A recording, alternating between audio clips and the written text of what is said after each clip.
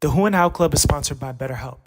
As you all know, I've shared my journey to therapy on many episodes of the Who and How Club platform, as well on my social media, sharing my challenges, my experiences, and the things that I've implemented throughout my journey to therapy and my experiences with therapists and therapy overall.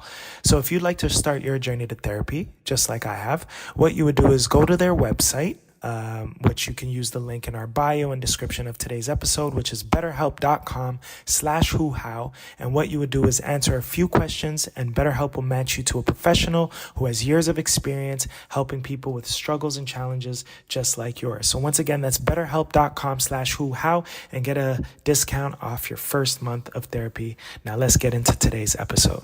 All right, folks, thanks for checking in this week. You've been consistent with us, so we're remaining consistent with you.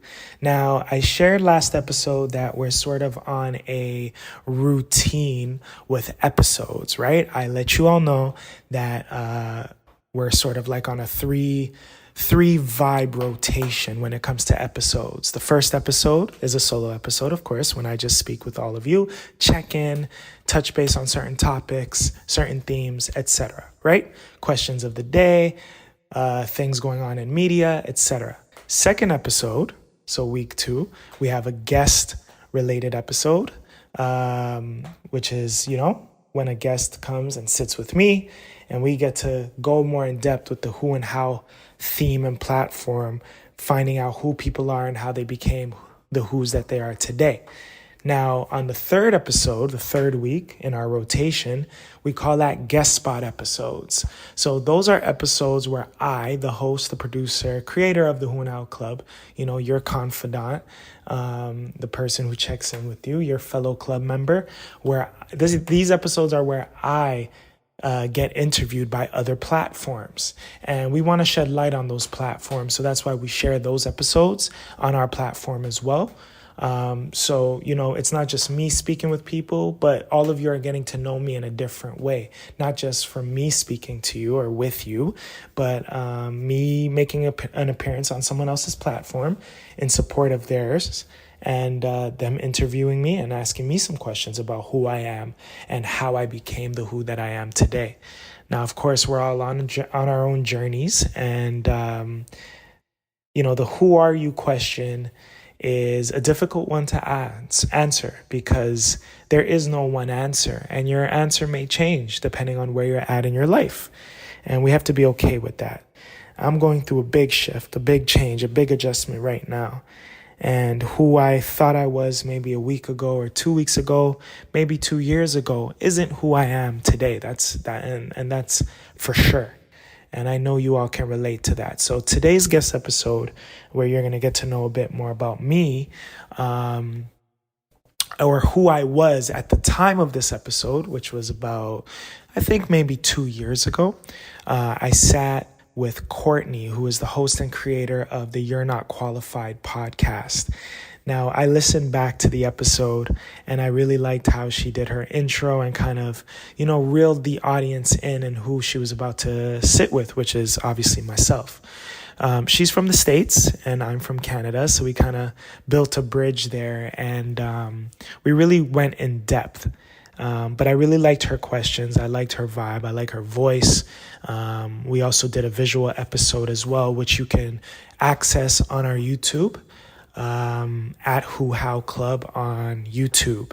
So you'll get to see the visuals of this conversation. But for now, enjoy the audio. Shout out to Courtney. She's a part of our network on the website, whohowclub.com. And we support her just like she has supported us. But yeah, just indulge in the conversation, and I hope you all learned something from it. All right. Love you all. I'll check in a week, and yeah, thank you. Continue to be you and continue to grow. Okay. Continue to change and figure out how you'd like to define yourself in this world that we're in now. Love you. 1.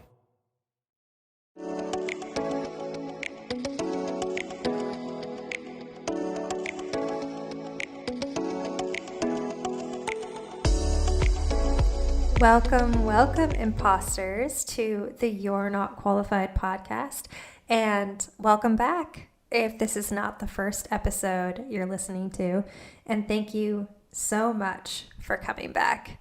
My name is Courtney Heater, and I'm so happy you are here. Today, I am sharing some vulnerable, fun, and honest conversations with you. I had the pleasure of chatting with Arys Déjan. He is the creator and founder of the Who and How Club. He's actually a creator in many mediums, which we will talk about. The Who and How Club is a movement, blog, and podcast where Arys interviews people he knows and people he doesn't know yet about their passions, art, and lives, really. So he dives into what makes them them. Arys is also basically a self-made social worker. He does a lot of community engagement, helping homeless people and troubled youth.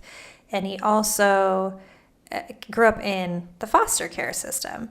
So he has a firsthand experience of working with social workers and will let us into his experience with that and, of course, his difficulties and troubles with that and why he wanted to become a social worker. But also, of course, to the tune of this podcast, he does not have the quote-unquote traditional qualifications as a social worker. So I'm also excited to dive into that. So I did want to give you a little look behind the curtain here. I did some minimal editing for this episode. Of course, I still have a fun bit of sound effects that you guys have come to know and love, of course. You have any idea what a pain in the ass you are? But I did minimal editing otherwise in terms of like cut-ins from me and also splicing because I wanted to keep and foster the vulnerability that was shared between Arys and I in this conversation. I open up a bit and share some details of my personal life that I do not typically share, which is honestly pretty difficult for me to do. But I'm sure as you will kind of catch on, Arys really creates this atmosphere of sharing and really getting down to deeply what makes you you and, not being ashamed of that. That's just part of your story. So I do open up and Arys opens up and shares some current struggles as well of how he became the man he is today and struggles of his past. But that all leads to who he is today. Right? And all of that is captured here. It's vulnerable, it's raw, it's meant to inspire vulnerability in you and encourage you to use your story. No matter how dark you might think it is, no matter how awful it might seem. And honestly, even if you feel like people might not relate to it, I bet that they will. I encourage you to open up and look back on your past and use it to pave your future. You have some superpowers in there, and I really encourage you to explore them. I can't wait for you to hear this conversation, and I really hope that some of it, little bits of it, all of it resonates, and at least you can get a good laugh, hopefully. All right, let's go. Permission to come aboard, Captain. Today, we are chatting with Arys Déjan, founder of Who and How Club, which is both a movement and a podcast. He is currently in Toronto. He grew up in foster care and he wanted to pursue a career in social services, but he was told he couldn't do that without the proper background. And true to the belief of this podcast, he proved that is absolutely not true and is now serving homeless populations in Toronto and runs programs with troubled youth to help them thrive. And he does many other things, and we'll get into all of it. But thank you so much for joining us, sharing your energy and passion with the You're Not Qualified podcast. Welcome. Thank you. Thanks for having me, Courtney. Shout out to all the You're Not Qualified listeners and supporters out there. I was really looking forward to this this sit down, I guess we could call it. Our chat. So I'm really excited to sit here with you and just have an honest conversation about these topics. So thank you for having me. Great. And especially thank you for coming when you're not feeling very good. You're true. I'm a bit stuffed up today, but it's okay. Bear with me. All right. So typically when I get started, I like to ask people really why they're not qualified, but I took a listen to a couple of your episodes and I really, really love how you start some of your conversations. So I'm going to mimic what you do. And so I'm going to go with, who are you? And let's tie that in with what you do and how do you bring your unique self to it? Oh, you're good, eh? I think this is one of the traits of a really good producer. Keep the talent happy.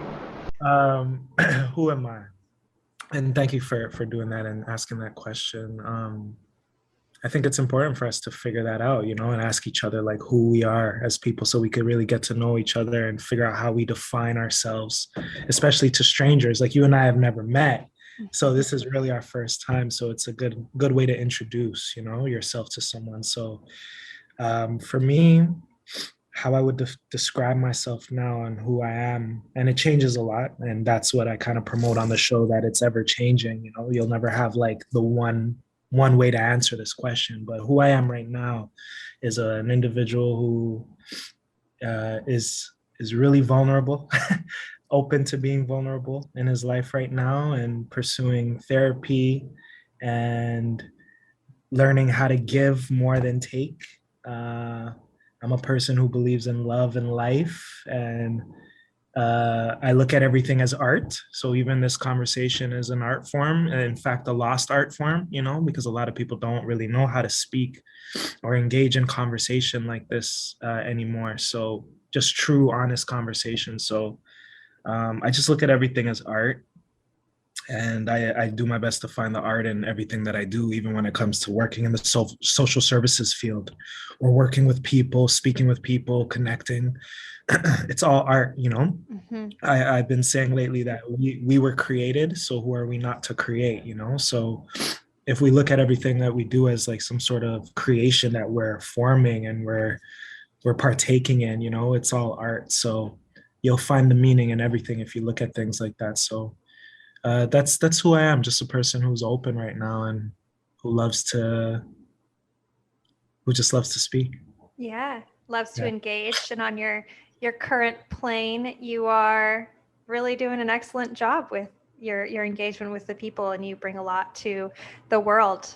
And with that, growing up in foster care, how did that really form who you are today? Thank you for acknowledging that. How did it form? I think I was forced to be independent in that stage of life that I was in. And I didn't know what independence looked like prior to that. I was a bit sheltered before being placed in that situation. So I got exposed to many things that I never thought I would ever be exposed to, things I only dreamt about, like having a girlfriend, for an example, or having a group of friends, or being in school even, because prior to foster care, I wasn't in school for many years. So I think that experience it also forced me to use the things that I was actually taught initially, like the foundations, like having manners and respecting my elders and stuff like that. Those things got me a long way during my teens and being in foster care. So I didn't go through I had challenges, but not the same challenges that maybe my peers had, who weren't able to express themselves or connect with adults the way that I was able to. In that sense. So yeah. It's such an interesting perspective, because from the outside looking in, I will be honest in saying that I feel bad for people that are in foster care, for children that are in foster care. But that's because I grew up with, your typical nuclear family and mom, dad, few kids. And it was always that way. For the most part of my life, after a single mom for a little bit. But you are speaking about it like it gave you opportunity, and foster care is almost like a save for you. So it's a beautiful way of seeing it, and I just don't see it that way. That's really cool. I think an experience like that, it's definitely different for everyone, because I was in a house with peers, and they weren't experiencing the same thing that I was experiencing. So I do believe that if it wasn't for those foundations that I was taught, I probably would have had a different experience. Not to say that it was all peachy, not it wasn't all perfect. I had my challenges, but a lot of those challenges came from things that I wasn't even familiar with, like that coming of age time. You're exploring who you are as an individual, and you're learning a lot of things about yourself that you never thought you would. But guys that were in the house that I was growing up in, they had other issues that they had to focus on, and I didn't have those issues. Like I never tried weed or cigarettes, for an example, or any drug for that matter. I'm not judging anyone who does, but some of the boys that would come into the house, they were getting in trouble for things like that. They were getting in trouble for having weed and smoking in the room, and I never had those issues, So I think everyone's experience is a bit different, and everyone's perspective on it is different. But yeah. Yeah. I mean, I definitely experimented with drugs growing up, so that's a whole other thing. But it's also like in the middle of the Midwest, literally in Kansas, there's nothing else to do. Like that's what you do. It's what you do. It's what you do. Yeah, it's what you do. So can you touch on that part? Like when you said you kind of looked at it as, I guess, something, I'm just going to simplify, like as something negative, right? For someone to be involved in. Why did you have that perspective on it? Is it because of things you saw on television, or? Yeah, that's a big part of it. I mean, immediately my mind goes to Free Willy. And he had a really, his foster parents were amazing, but he was at the age, and I'm, do not know what age you were when you joined the foster care, but it was turbulent. It was difficult. Yeah. It makes me sad for them because they experience a loss of a family so young, but I did minimize the impact of gaining a better life. And now, like, having that perspective on it, I think that would actually change it forever for me, because I don't think I've met anybody that grew up in foster care. Well, I think it would also allow you to, it was age 13, by the way, that was there, age 13 to 18. But it also gives you a deeper appreciation for the things you do have, right? Yeah. I mean, we all have a story, and it's like, sometimes as a person who, like, I don't know my father, but I'll see someone who does know their father, both of their parents, and I see that relationship isn't really healthy. So it's like, oh, that could be me. Am I better off not knowing my father? Or am I, like, you never know, because all of our stories are so different and our journeys are so different. It's just weird. It's just weird to think about or to fathom, like, we're so close in proximity just as people, we're neighbors to each other, but we're all living these different journeys, and we have what's for us pretty much. Well, maybe I'm not meant to know my father for the rest of my life. Maybe I'm going to meet this guy at 55. Who knows? Like, maybe I'll find out the reason why I don't know him, and he's the worst person on this planet. Who knows? Like, maybe the people who know both of their parents are having the worst type of family ship ever, right? So and it's also turbulent. Yeah. You never really know. I met my biological father when I was 18 in person, and now we have a really amazing relationship. And a lot of that I attribute to not growing up together. Like, he didn't have to go through the really difficult years with me, and now we can be friends almost. And he's still like a father figure, but I can kind of see where you would get that. But that's absolutely my experience too. It's like, I wonder what it would be like, and if we would be as close if I knew him as a child. But yeah. Why wasn't he around, if you don't mind me asking? He was abusive to my mother when I was in the womb and a little bit before. And so when she learned she was pregnant, she ended up getting a restraining order that basically lasted until I was 18 and I could make my own decision. And she got married to my stepfather. They're still married. They've been married for like 34 years. Yes. Nope. That's definitely not it. It's 26 years because I'm 33. So 26 years. Yeah, definitely not as long as I've been alive. But so I grew up with him and her, and I had him as a father figure. And then my mom, basically, when I was old enough, she was like, if you want a relationship with your father, I give my blessing to that, and I've forgiven him. So that was was magical for me and exactly what I needed to hear to be able to pursue that, because, that's a really difficult thing to learn as a child and as an adult, that this is why you don't have another parent figure, because they were not good to your other parent figure. And now understanding that, it's like, he's a different person now, as is she. So, and forgiveness is a really powerful thing, but that's a whole other rabbit hole. Well, I've been speaking about forgiveness lately on my podcast, and there's like this there's a 4-part series that I'm doing right now, and it's covering like the whole forgiveness concept, because I've struggled with that throughout my life, So the series is called Welcome to Forgiveness, WTF, and we're going through it in stages, right? So part 2 was like my struggle with it, part 1 was the struggle with forgiveness, and part 2 has been sort of like the willingness. You got to be willing to even forgive before you get to forgiveness or understand what forgiveness is. As of this recording, Arys has released 2 Welcome to Forgiveness episodes. They're both found on the Who and How Club. So if you search wherever you get your podcasts, the Who and How Club, you could find episode 55, WTF, part 1, The Struggle, was released on September 30th. And he also has episode 57, WTF, Welcome to Forgiveness, part 2, The Willingness, that was released on October 29th. I highly recommend that you give those a listen, especially follow up after this podcast you're listening to right now, because I think it would go really wonderful with some of the themes that we're talking about. So it's just funny that you said that. And eventually, I'm sure you're going to be on my show as well. So I'll save these deep questions that I have already for you for the situation that you went through. But I wanted to just ask one question. Like, what was that first conversation with him like?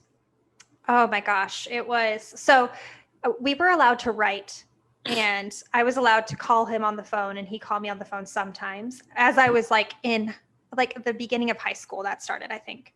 Right. I was mature enough. I think my mom was, and that was very reasonable.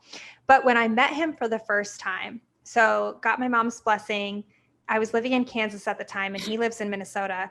I got in my car, drove up to see him, and I walked up to the door, and I was wearing moccasins. I was really into moccasins at the time. He opens the door, and he's also wearing moccasins. And we kind of just like looked at each other, and then we're like, okay, this makes sense. And then it was just, we were just buds immediately. Like, he brought me in, he showed me a bunch of family photos. I ended up being able to meet my grandma, his mom, for the first time, got really close to her, met all of his brothers. So I had uncles, and I had nieces and nephews, and I didn't even know they existed. It was beautiful. Wow. It's beautiful. That's inspiring. Yeah, it was amazing. I actually just got back from his place. I was up there for Thanksgiving, and he's doing well. Lots of snow. He makes friends with deer. So he has a lot of deer in his yard that he feeds. So that was the highlight of my trip. All the deer. Very inspiring. Yeah. There's a stack of freshly made waffles in the middle of the forest. Don't you find that a wee bit suspicious? It's very inspiring to hear. And I'm happy for you. I'm happy that you were able to do that. A lot of people don't get that opportunity. So it's inspiring. Yeah. And I want to encourage anybody that it's, childhood is very hard. And there's a lot of extremely, it shapes you. There's very, for lack of a better term, toxic environments that people are put into. But encourage anybody, if they want to seek out those that they might not have contact with anymore, because it could be something beautiful. It could be. Yeah.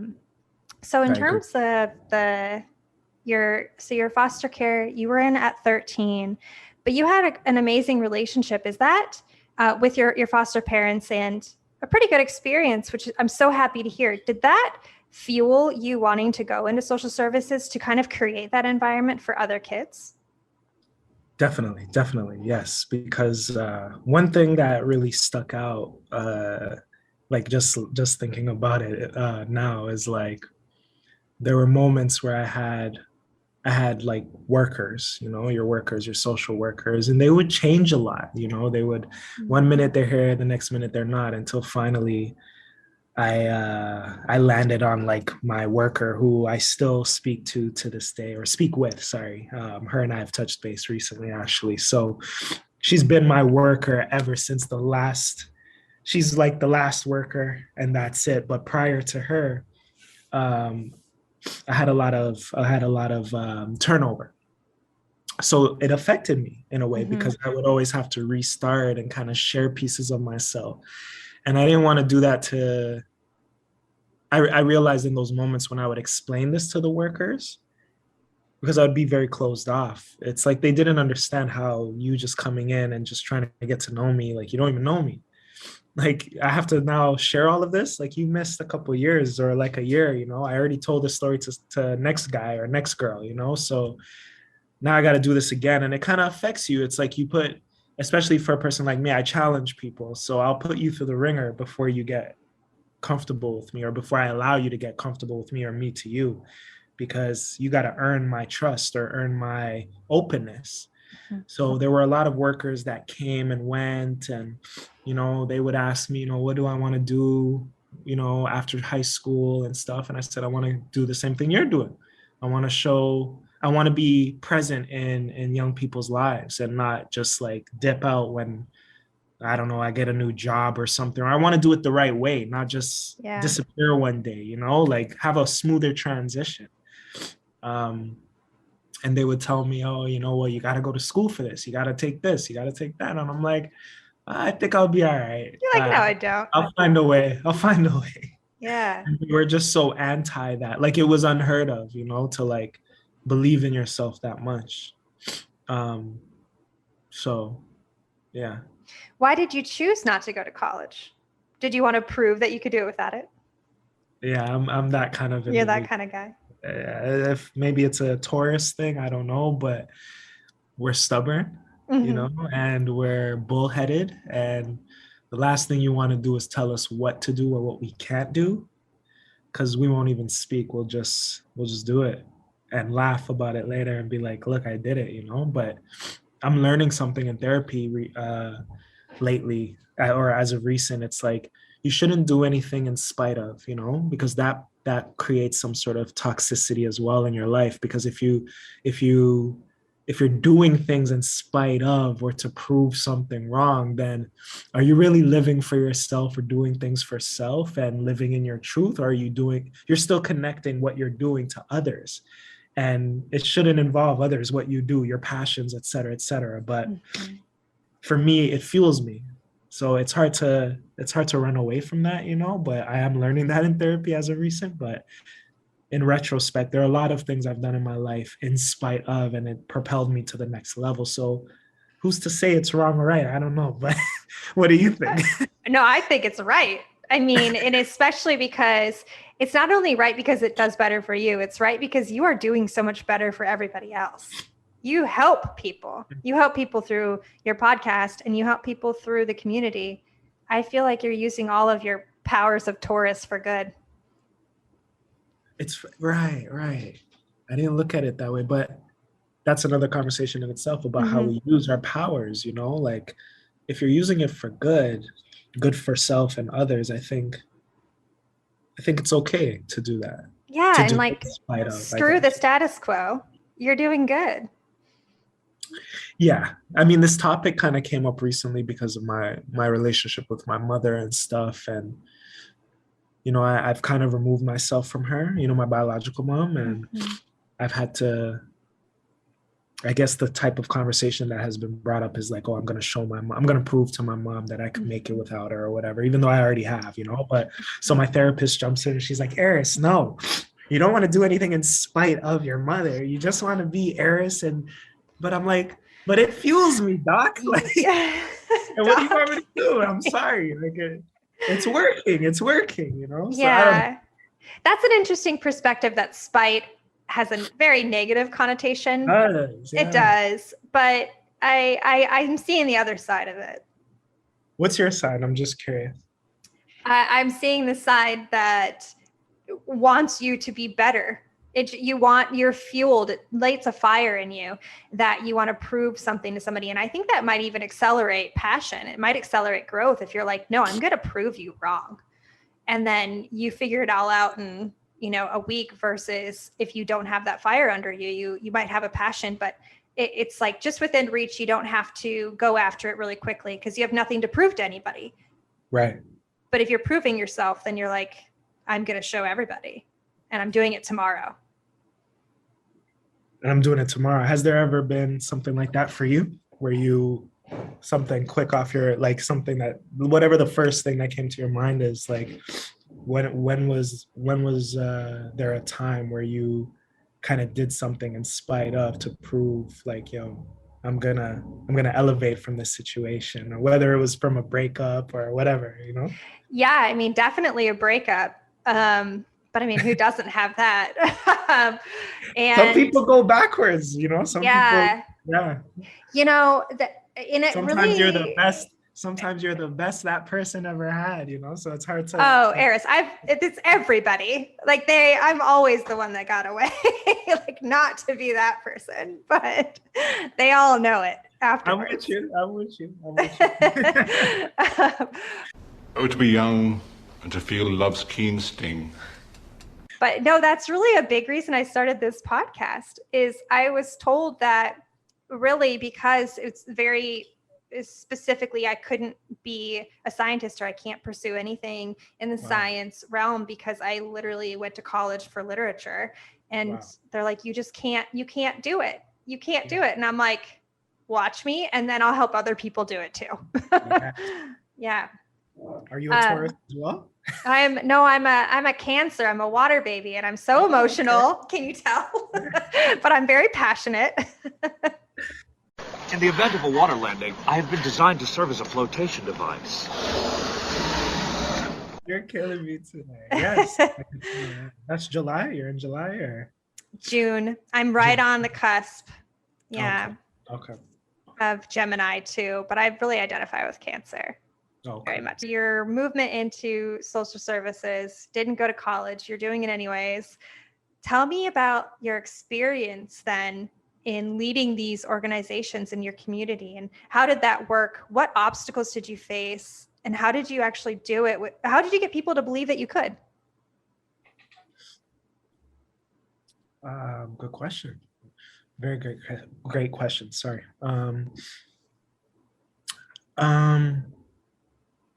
I just got involved, and like this is something that I push even with like in the podcasting realm, like for people who ask me, how do I get in, or how do I start, and whatever. And the first thing I say is like, you need to immerse yourself into the community that you want to be in or create within, So I started volunteering. I started even just at my high school, and I just got involved. Any type of programs that were happening, I would say yes to.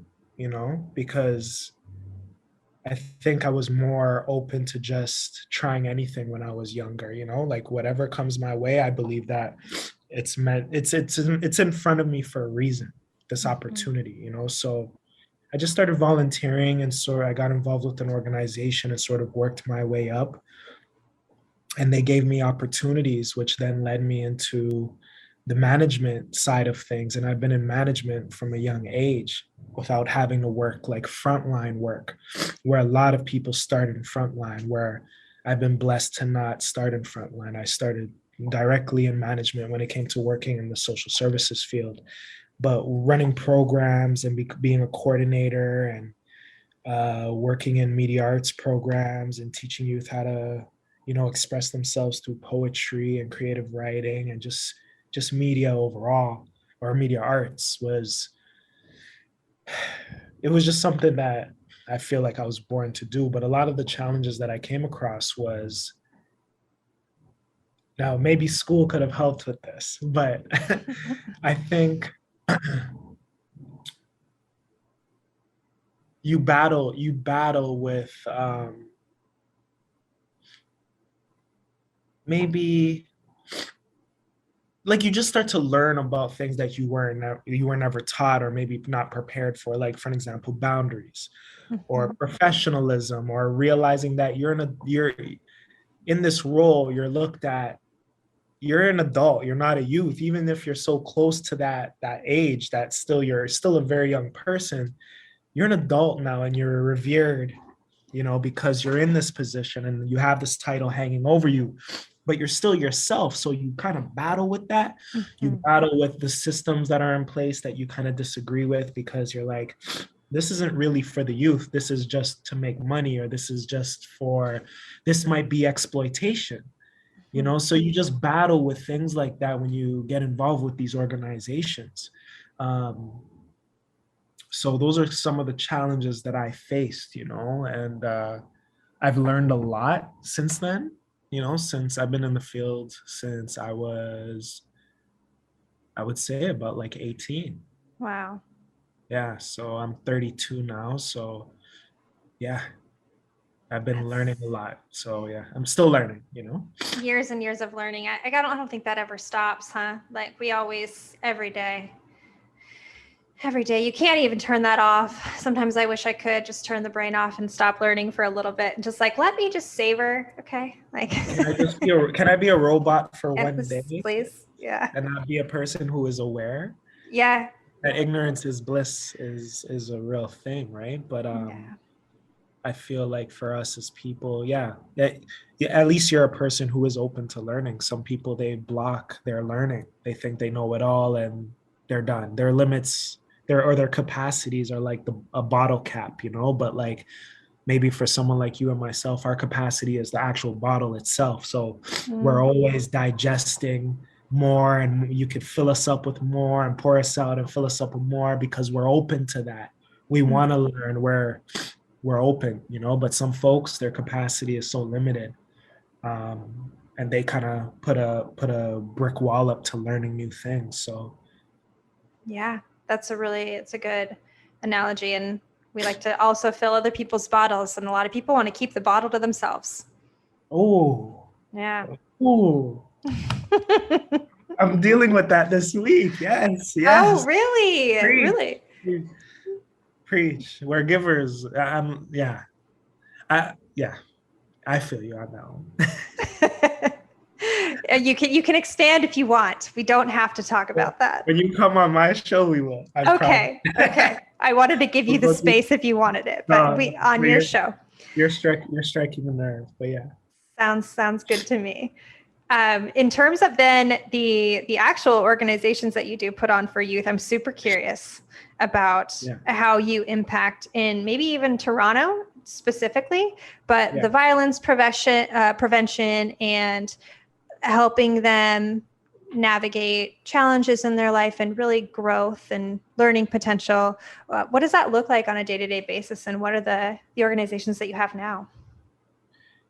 So for the places that I work at now, now I'm mentoring, a lot of boys groups, men's groups, from different communities and stuff like that, because there's a need for that. A lot of the youth that are, especially men, I think I'm in this, like, everything comes full circle. I do believe in that, and learning about myself, being in therapy for the first time in my life.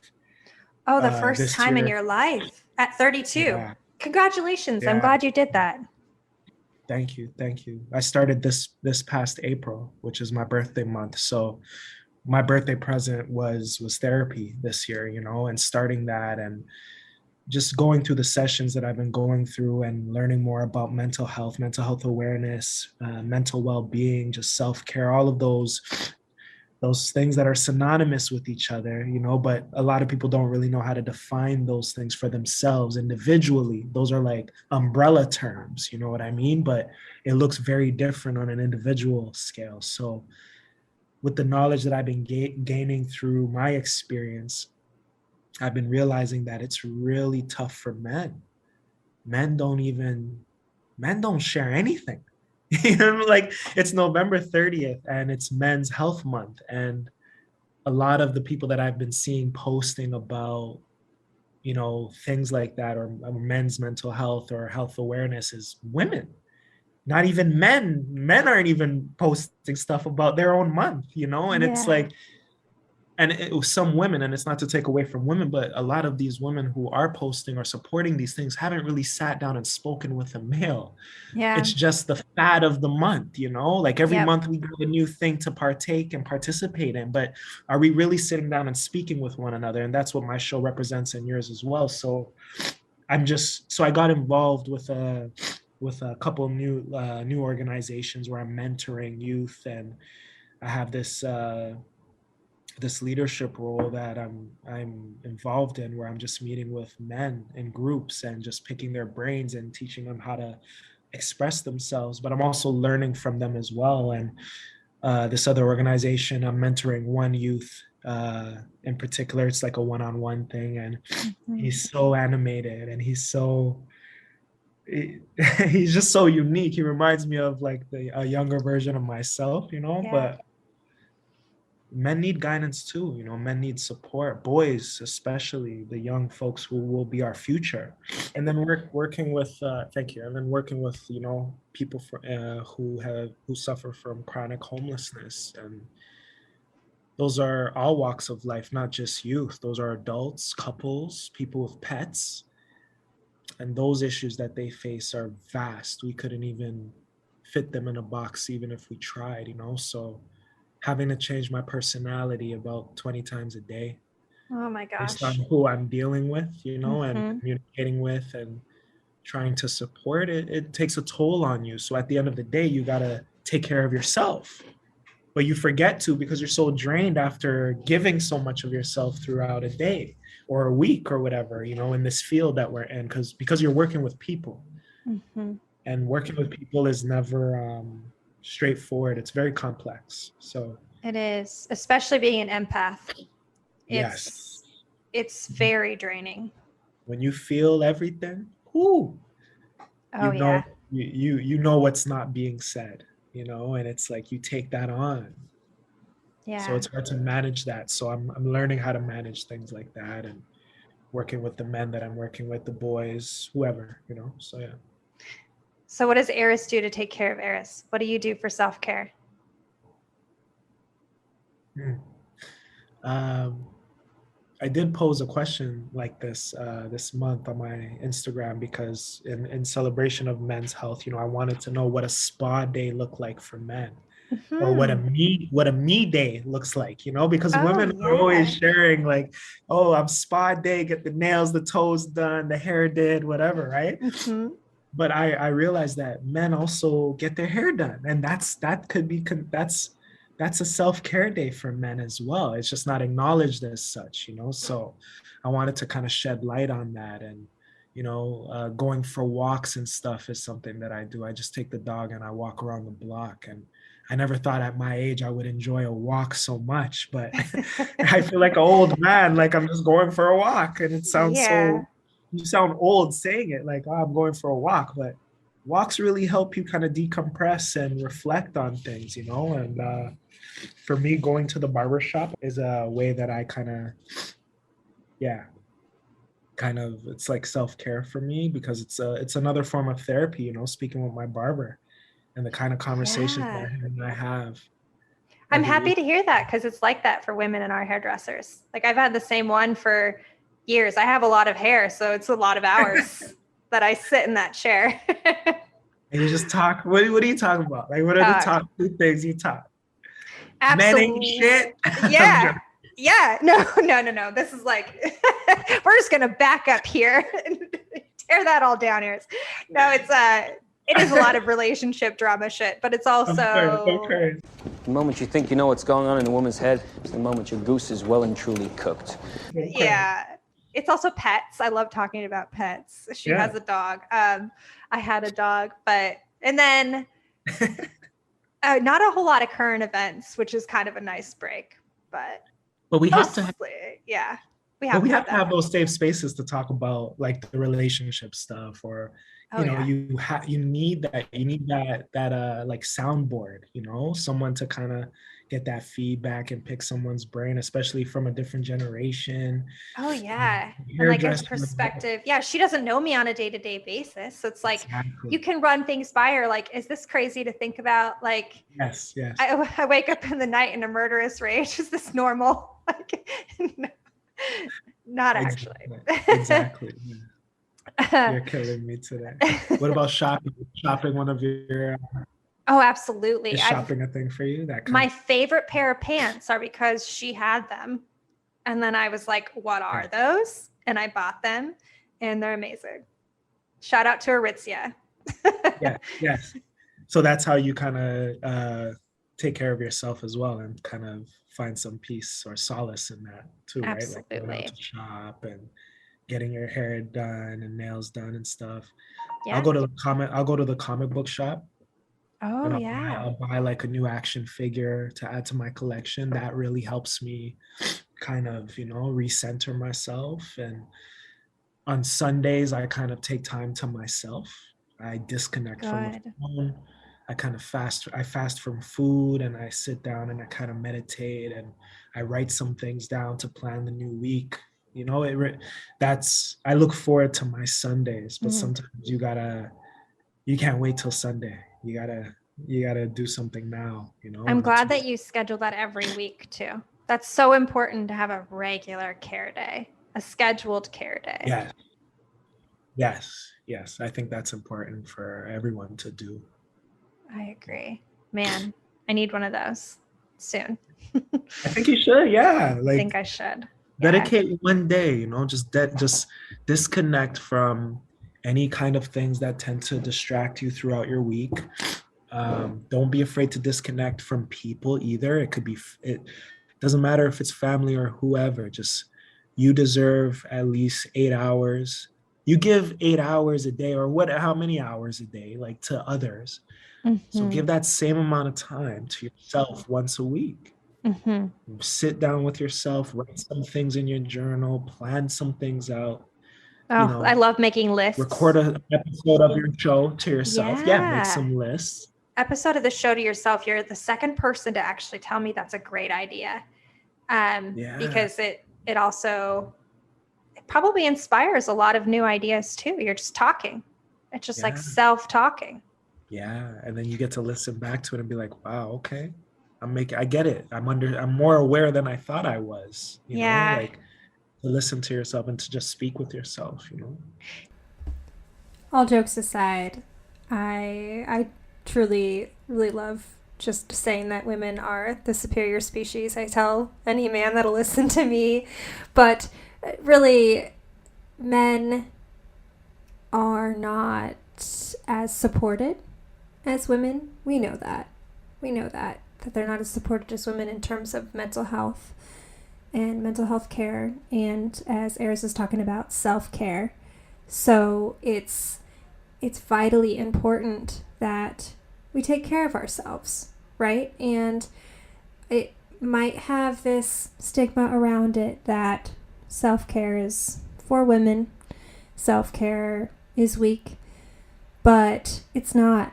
And as Arys is saying, you deserve those 8 hours to yourself. If you can't afford 8 hours, then just take a couple hours here and there.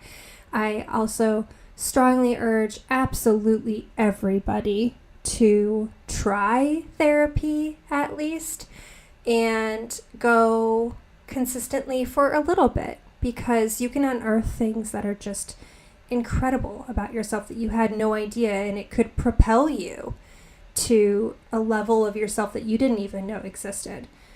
So this is especially to the men out there, that you are not alone in your mental health struggles. People love you dearly. You are worthy of taking care of your mental health and taking care of your physical health and taking care of your emotional health. And we're here to support that, all of the people around you.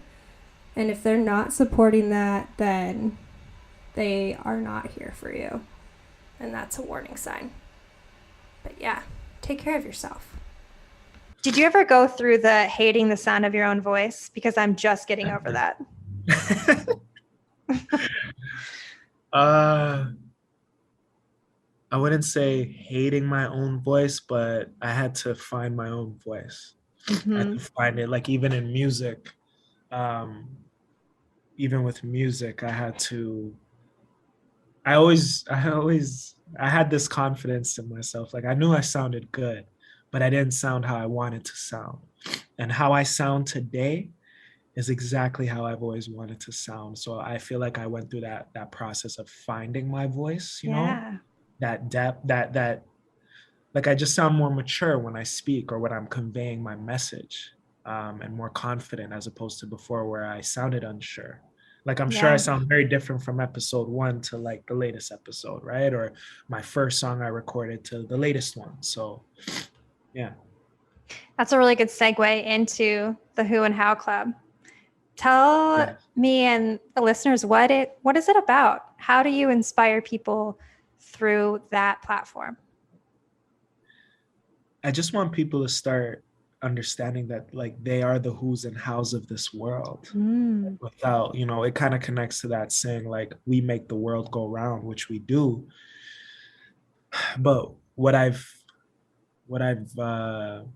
had gripes with was the people, like, yes, I'm in the field of working with people and I clearly, I must love people, right? But I have my ups and downs with people, as I'm sure a lot of us do. And my gripes are with the people that are detriment to our existence, the people who have created systems and barriers for us to really connect to our true selves. For an example, just like work, you know, this system of working is like modern day slavery, you know what I mean? And it prevents us from really tapping into our true selves, our true power and nature, pursuing the things that we actually really want to do with ourselves in this life that we think we only live once. So I just want to wake people up through my platform and promote like, okay, if you're doing this thing that you might not want to do, you could still find time to do the things that you do want to do, like find a way, because you are the who and how.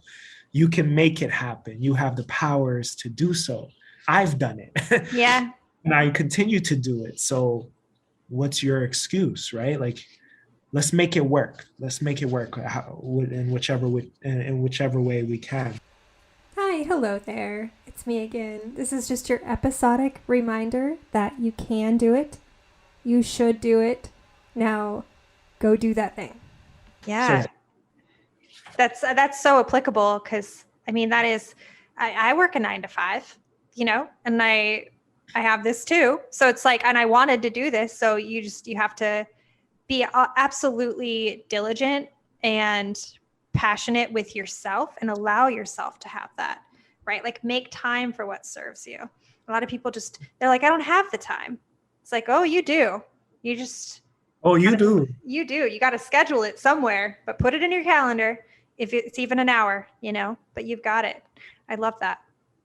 If it's important to you, you'll find a way. And we can't be afraid to pursue the things that we truly want to pursue, which are the things that make us really happy, you know? So that fill your cup. Yes. Absolutely. Your message then, it speaks to inspiring people to pursue their dreams, doing their life their way, you know, finding their who, doing their how, finding their how. So if you had to give, if you had to give like even 3 nuggets or 2 nuggets of advice to people that are pursuing their dreams, that are hitting walls, even if it's like actually in social services, that are wanting to get into it, what would your advice be? You need to you really need to unlimit your thinking. You need to unlimit it. Stop limiting your ways of thinking or the way you think of yourself, like your capabilities, you know, stop limiting them. You really need to have an unlimited way of thinking, being, feeling, seeing, tasting. You got to just embrace, you know, your powers, you know, the ones that you probably do believe that you have and are able to use, but you dumb them down or, you know, put them in a box and hide them somewhere to make other people feel comfortable around you. The people that you see with your eyes, you know, like just because this thing is in front of you doesn't mean it has to be it for you. Like that doesn't have to be your limit. You could walk with an unlimited way of being and getting things when it comes to getting things done or pursuing whatever it is that you want to pursue. So I think a lot of us, we limit ourselves with other people's ways of thinking, you know, how they think of themselves. So we should think like them about ourselves, or how people define us. We define ourselves based on what other people have defined us as, whether it's past relationships, family ships, you know. Mm-hmm. But you got to define yourself. You know, you grow every day. You could change who you were. Courtney last week is not Courtney this week. Mm-hmm. And that's okay. Like you were supposed to be different this week. If someone comes out of the woodworks and says, "Oh, you're not consistent," you know, who you were I'm not supposed to be the same person. Yeah. If you can't keep up with that, then that's your fault. That's not mine. I'm not going to dumb myself down for you. So in the field that you work in and the dreams that you're aiming to pursue, have an unlimited energy to all of that, and never stop. Yeah. Break down those walls. Don't allow the limits. I love it. Yeah. You have two sets of walls to break down: the ones you've created for yourself and the ones that have been created by others. Believe it or not, the ones that have been created by others are easier to break down than the ones you created yourself, because you've created these walls for yourself. These walls are kind of based on what others have said to you. So it's like, it's what you think of yourself.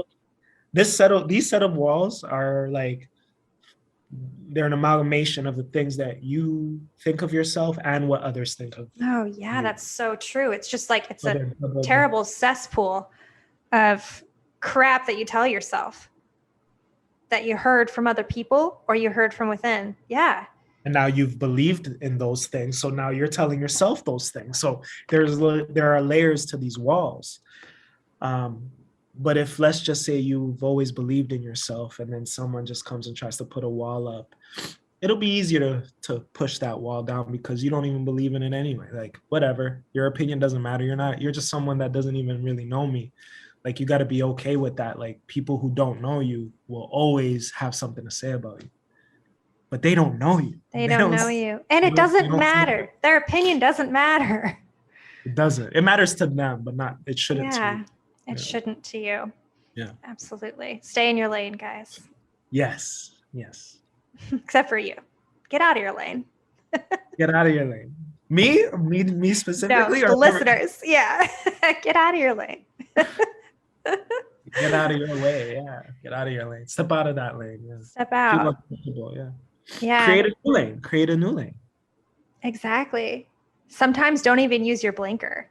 Yes. Let's get crazy. Yeah, run the red light. But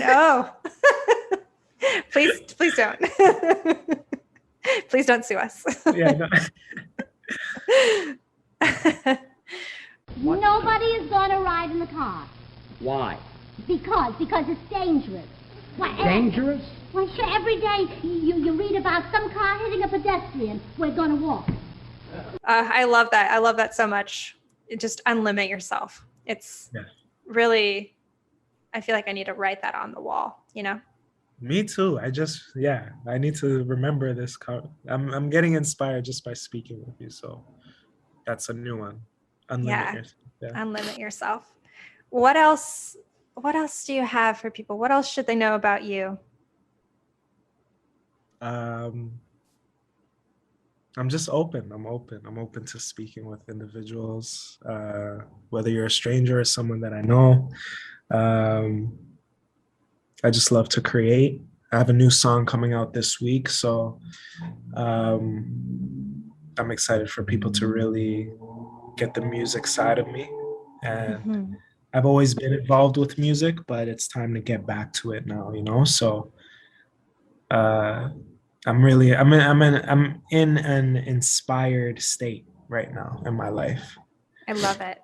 Very inspired right now. And just, you know, even just like I already know after you and I get off the phone, I'm going to go write some things on my whiteboard and they're all stem from our conversation. So I'm getting inspiration from people that I'm interacting with, like yourself, and seeing your show and its concept is really inspiring. And I'm happy that we're able to inspire each other, because this is what we should be doing as people, Yeah, we absolutely should. We should build each other and not block each other. I 100% agree. Not, Where, we have where, to support each other.